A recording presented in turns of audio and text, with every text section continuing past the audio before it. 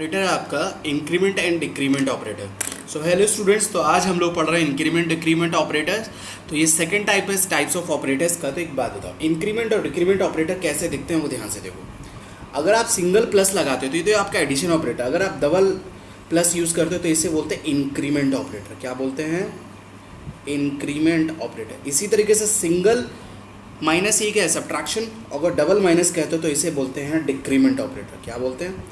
Decrement operator. इन operators का ज्ञान होना बहुत ज़रूरी है, क्योंकि ये ऑपरेटर्स आपकी जान खाने वाले, आपके पूरे लाइफ टाइम में, पूरे बीटेक कर रहे हैं, बीटेक बीसीएम से सारे करियर में आपका प्लस और माइनस माइनस ऑपरेटर, मतलब इंक्रीमेंट और डिक्रीमेंट ऑपरेटर आपकी पूरी प्रोग्रामिंग का एक अंदरूनी हिस्सा, इंटरनल पार्ट है। ये यूज़ होना ही होना है, ठीक है।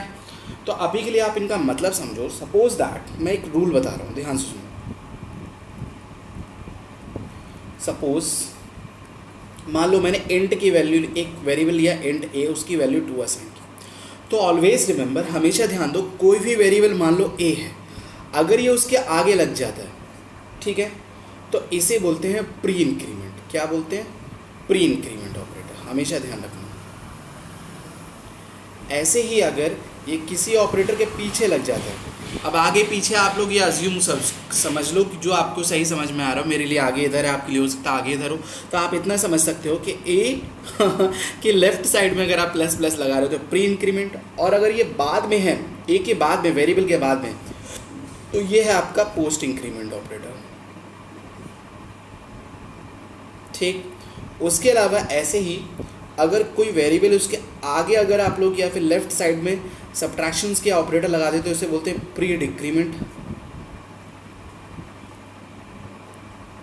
और अगर आगे लगा दोगे तो इसे बोल दोगे पोस्ट डिक्रीमेंट। Post decrement. तो खास बात यह है कि रूल के अकॉर्डिंग प्लस प्लस अगर कहीं भी लिखा हो तो इसका मतलब होता है +1, +1, माइनस का -1, इसका मतलब होता है -1। मतलब अगर कोई वैल्यू 2 है तो प्लस प्लस इसके आगे लगा दोगे तब भी ये 3 हो जाएगा। अगर 2 के बाद में करोगे तब भी ये 3 हो जाएगा। But what is the difference between, अगर increment decrement you know variable +1 -1, but pre का क्या मीनिंग है, पोस्ट का क्या मीनिंग है, प्री का क्या मतलब, पोस्ट का क्या मीनिंग, ये अब मैं आप लोगों को ध्यान से बता रहा हूँ through one example of C language. जैसे सपोज दैट मैं कुछ भी रफली एक एग्जांपल ले रहा हूँ, this is not the standard example. तो ध्यान से सुनो। सबसे पहले मैंने हेडर फाइल्स लिखी, मान लो include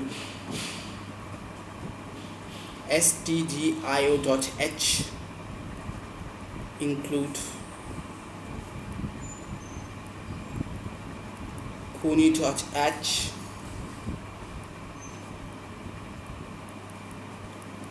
void main।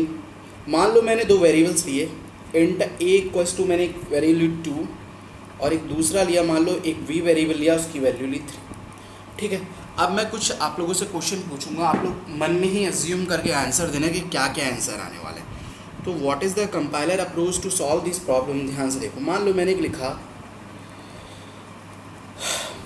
printf %d। अगर मैं यहाँ a लिखूँगा, ध्यान से देखना, तो आप लोग कहोगे सर इसमें क्या नया है, a की वैल्यू प्रिंट हो जाएगी। a की वैल्यू क्या है? 2।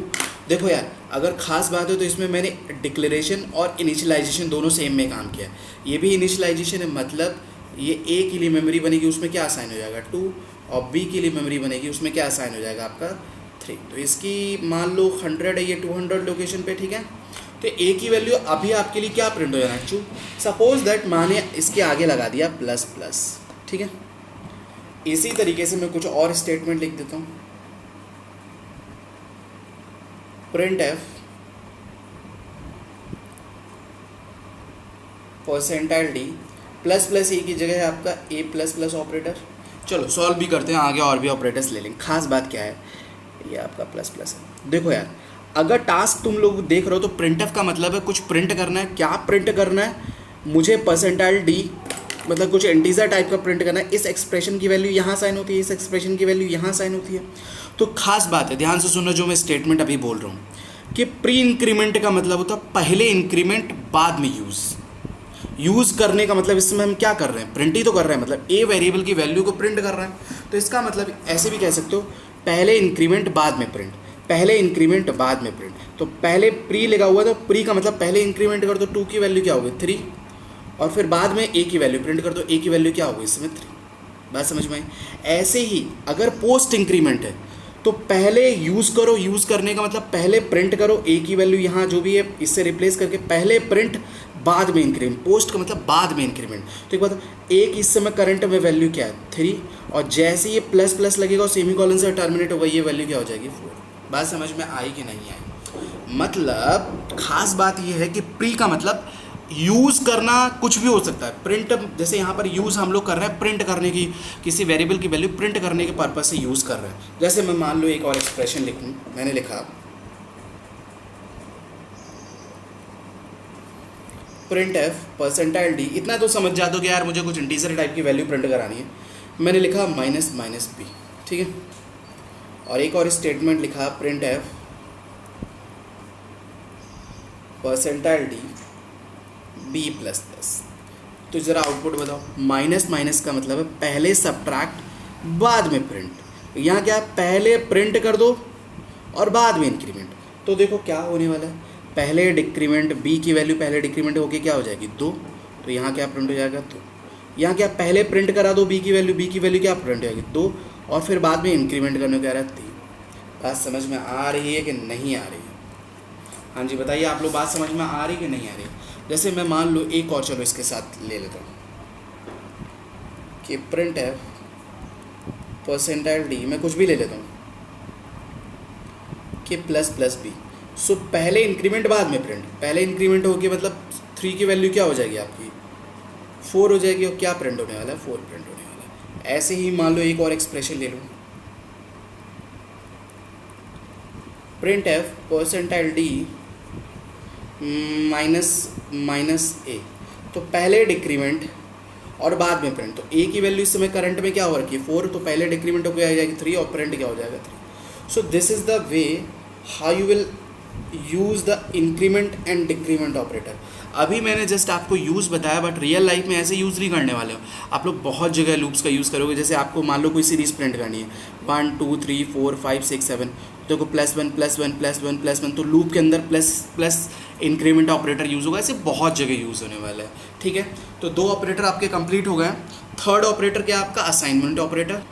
तो असाइनमेंट ऑपरेटर अगर आप लोगों ने ध्यान दिया हो तो असाइनमेंट ऑपरेटर हर एक प्रोग्राम में बाय डिफ़ॉल्ट कहीं ना कहीं यूज़ हो जा रहा है। बट ये कि असाइनमेंट ऑपरेटर को हम लोग कैसे कैसे यूज़ कर सकते हैं वो मैं आप लोगों को चीज़ें बताऊँ। अगर कहीं भी कुछ इस तरीके से ऑपरेटर लिखा हो तो इसका मीनिंग है assign the value from right side to the left side. बात समझ में आ रही है? जैसे मैंने लिखा a इक्वल्स टू बी, तो इसका मतलब होगा value of b is assigned to a। अगर मैं डायरेक्ट लिखता हूँ a इक्वल्स टू 2, तो इसका मतलब होता है 2 इज असाइंड टू a। तो खास बात ये होती है, दिस इज़ व्हाट, इसका जनरल फॉर्म ये होता है अगर वैर और मैंने लिखा 5, तो सिंपल मतलब है 5 इज असाइंड टू वैर। वैर मतलब एक वेरिएबल ले रखा है। अगर मैं लिखता हूँ a, तो द वैल्यू ऑफ c, इसका मतलब होगा the value of c is assigned to whom, a। अगर मैं कुछ ऐसा लिख रहा हूँ 3 equals to c, so this is right और wrong, this is error. Why error? Because this is not the variable, this is what, constant. तो constant में हम लोग कभी भी वैल्यू असाइन नहीं कर रहे हैं, this is the error because of 3 is constant. ठीक है, इतनी बात समझ में आ रही है। और असाइनमेंट ऑपरेटर को आप लोग कैसे कैसे यूज़ कर सकते हो वो मैं 1 मिनट में लिख देता हूँ, ध्यान से देखोगे आप लोग। मैं लेफ्ट साइड में लिख रहा हूँ ऑपरेटर, फिर एग्जाम्पल, फिर सेम एज। तो देखो ऑपरेटर का नाम है ये असाइनमेंट। इस ऑपरेटर को आप लोग प्लस एडिशन के भी साथ यूज़ कर सकते हो, सब्ट्रैक्शन की भी साथ यूज़ कर सकते हो, मल्टीप्लिकेशन के साथ भी यूज़ कर सकते हो, डिवीजन के भी साथ यूज़ कर सकते हो, और मॉड ऑपरेटर के साथ भी यूज़ कर सकते हो।